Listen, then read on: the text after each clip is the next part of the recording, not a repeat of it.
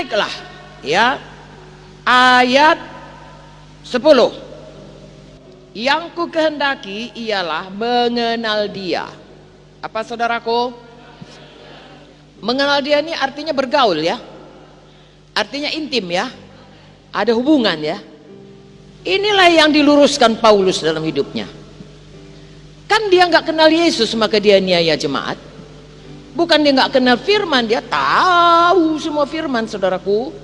Dia tahu dari kitab Kejadian karena Taurat buku Taurat kan dia ahlinya ya, Taurat.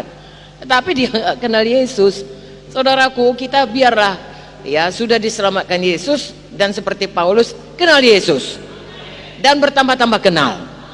Ada hubungan, ada keintiman, ada kedekatan, ada pengetahuan, bukan pengetahuan secara ini, tahu kita ya, dia sukanya ini, dia sukanya ini. Nah, itu kalau kenal ya.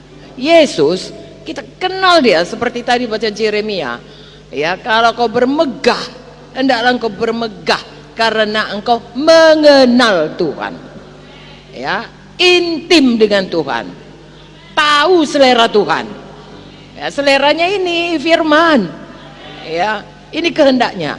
Haleluya.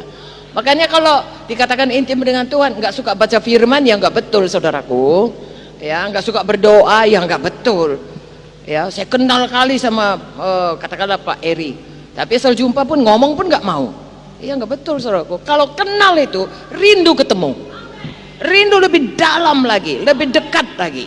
Nah itulah dia bahasa sehari-harinya ya. Yang ku kehendaki ialah mengenal Dia ya, mengenal Yesus dan kuasa kebangkitannya. Nah ini kalau baptisan kan kita selalu katakan ya kan, kuasa kebangkitannya yang telah dibangkitkan oleh kemuliaan Bapa, kan begitu. Kemudian kita berkata kita pun ikut dibangkitkan ya, Efesus 1 ayat 19, supaya kita kenal kuasa kebangkitannya. Siapa membangkitkan Tuhan Yesus? Bagus, jadi kuasa Roh Kudus. Apakah kuasa Roh Kudus? Mulai dari kita lahir baru ya, kenal Yesus, kuasa kebangkitannya ya, itu dulu. Apakah kuasa kebangkitannya? Yang pertama sekali kuasa kebangkitannya bekerja atas kita, membuat kita lahir baru. Kemudian kita saudaraku, sebagai tanda kita ini sudah lahir baru dan membuat Yesus jadi Tuhan, kita dibaptiskan, bangkit kepada satu hidup baru. Betul? Di mana kuasa seperti Yesus dibangkitkan dengan kuasa kebangkitan, kita juga bangkit kepada hidup baru dalam Kristus. Artinya sepanjang hidup kita kuasa Roh Kudus bekerja, membawa kita terus hidup menang. Sebelum kuasa kebangkitan ini bekerja kepada kita, kita menjadi budak setan, diperhamba oleh dosa ya, pikiran kita duniawi, kehendak kita kehendak daging. Tapi kuasa kebangkitannya membawa kita kepada hidup baru yang bisa menang melawan dunia, dosa, setan dan kehendak daging.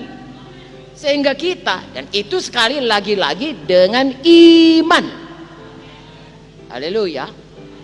Lalu kita lihat hidup kita saudaraku, makin kita kenal Tuhan, makin berjalan dalam kekudusannya ya. Roh Kudus itu makin bekerja sehingga kita bisa mempraktekkan firman Tuhan ini karena dengan iman. Tuhan berkata saudaraku, kalau seorang mau jadi muridku, ia harus menyangkal, terus mengangkat, mengikut sekali setahun. Saya ulangi, Lukas 9:23.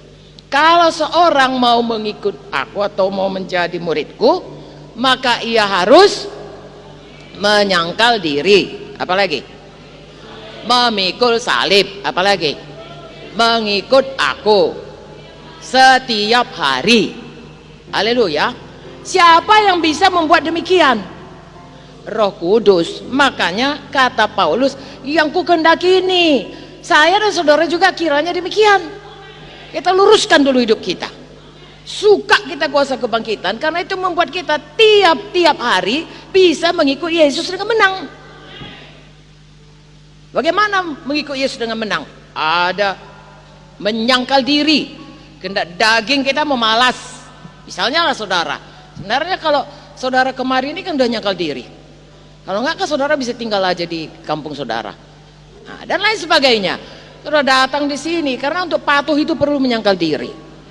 Semua kita punya kehendak daging, semua kita punya kepentingan, semua kita punya cara berpikir sendiri, semua kita mempunyai penilaian masing-masing. Yang saya rasa baik belum tentu saudara rasa baik, dan yang saudara rasa baik belum tentu saya rasa baik. Tapi saudara menundukkan diri, itu nyangkal diri namanya ya, mengangkat salib ya. Nanti kita lihat lagi, mengangkat salib itu seperti Tuhan Yesus ya. Seharusnya kan dia bukan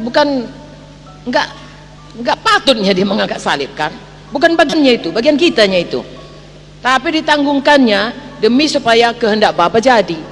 Kita pun begitu. Nah, mengikut Yesus ya, mengikut Yesus itu saudaraku, ada yang bisa diikut di dunia ini saudaraku. Satu, Tuhan Yesus. Dua, setan ya. Tiga, diri kita atau orang lain. Kan itu aja di dunia ini. Jadi kepada kita selalu itu pilihan ya, sepanjang hidup kita. Dan kalau kita memilih mengikut Tuhan, bagaimanapun kita akan dapat aniaya. Aniaya dari setan, aniaya dari orang yang mau dipakai setan. Dan untuk itu saudaraku, nanti kalimat berikutnya kita harus rela ya, kita harus kenal bahwasanya itu bagian kita. Kalau kita kenal Yesus, kita kenal itu bagian kita, dan kita tidak kompromi dan tidak menyerah, dan kita menang. Walaupun untuk itu sekali lagi diperlukan iman, kadang-kadang perlu tenggang waktu untuk menang. Dan untuk itu saudara tetap tekun dalam iman, berpegang teguh pada imanmu.